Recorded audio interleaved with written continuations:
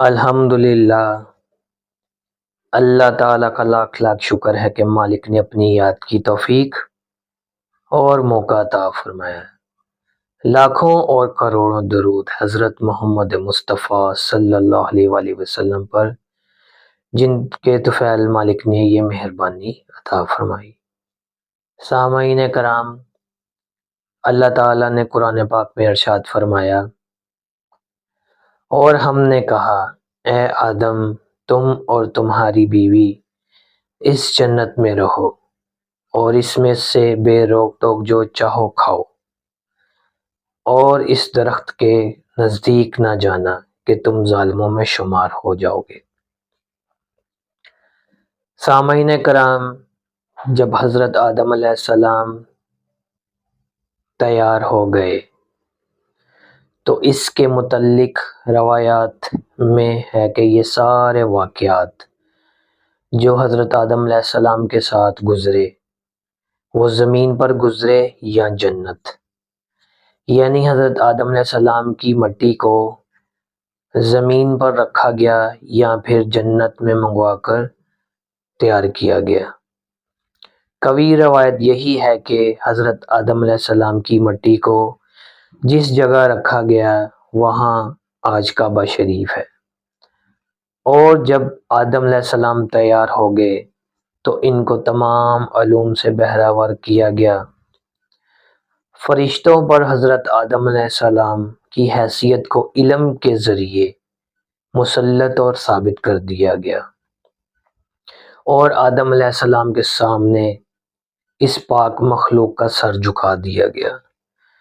تو پھر یہ مرحلہ بھی آ گیا کہ آدم علیہ السلام اس دنیا میں رہیں گے یا جنت میں، تو اللہ تعالیٰ نے حضرت آدم علیہ السلام کو جنت میں بلایا۔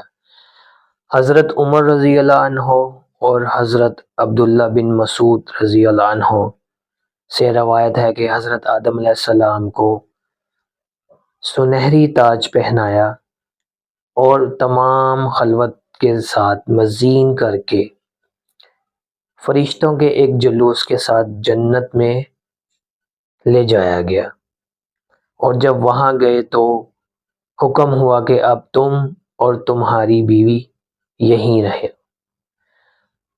وہ بیوی کہاں سے آئی؟ اس کے لیے بھی قوی روایت یہی ہے کہ جب آدم علیہ السلام تیار ہو گئے، روح داخل ہوئی، روح نے دیکھا کہ ساری کائنات اس کے لیے ہے، لیکن اس کے باوجود اکیلی ہے۔ انہوں نے یہ اکیلا پن محسوس کیا کیونکہ وہ انسان تھے، اور انسان کی یہ خاصیت ہے کہ انسان اس انس سے مشتاق ہے، یعنی محبت۔ وہ ہمیشہ ہمیشہ اپنا ہمنشیں چاہتا ہے۔ تو اللہ تعالیٰ نے ان پر نیند غالب کر دی۔ نیند میں ان کی پسلی سے ایک ٹکڑا لے کر حضرت مائی حوا کو تیار کیا اور وہاں دوبارہ گوشت بھر دیا۔ حضرت حوا کو حوا کیوں کہا جاتا ہے؟ آپ کا نام حوا کیوں رکھا گیا؟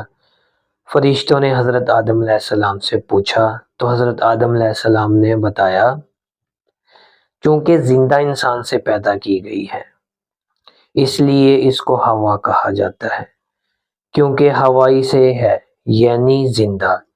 اس کا دوسرا مطلب یہ ہے کہ ہر انسان کی ماں، جو بھی اس دنیا میں پیدا ہوگا اس کی ماں کہلائی جائے گی۔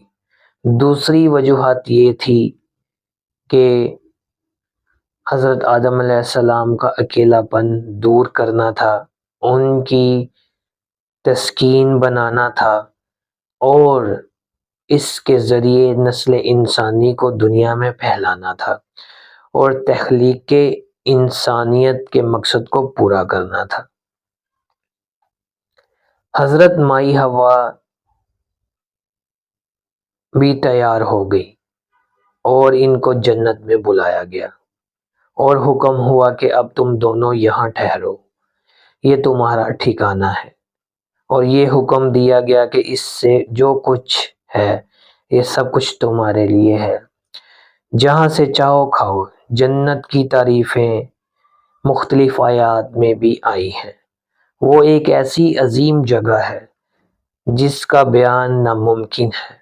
صرف ایک تشبیہ دے کر اس کی تعریف بیان کی جا سکتی ہے کہ وہاں نہ کوئی غم ہے، نہ کوئی فکر ہے، وہاں کھانے کی ہر چیز موجود ہے، جس چیز سے دل نہیں بھرتا، جو چیز تمہارے خیال میں آئے گی وہ خود بخود پیش ہو جائے گی، اور وہ چیز کبھی ختم نہیں ہوگی، اور وہ زندگی بھی کبھی ختم نہیں ہوگی، ہمیشہ ہمیشہ کے لیے آرام ہے۔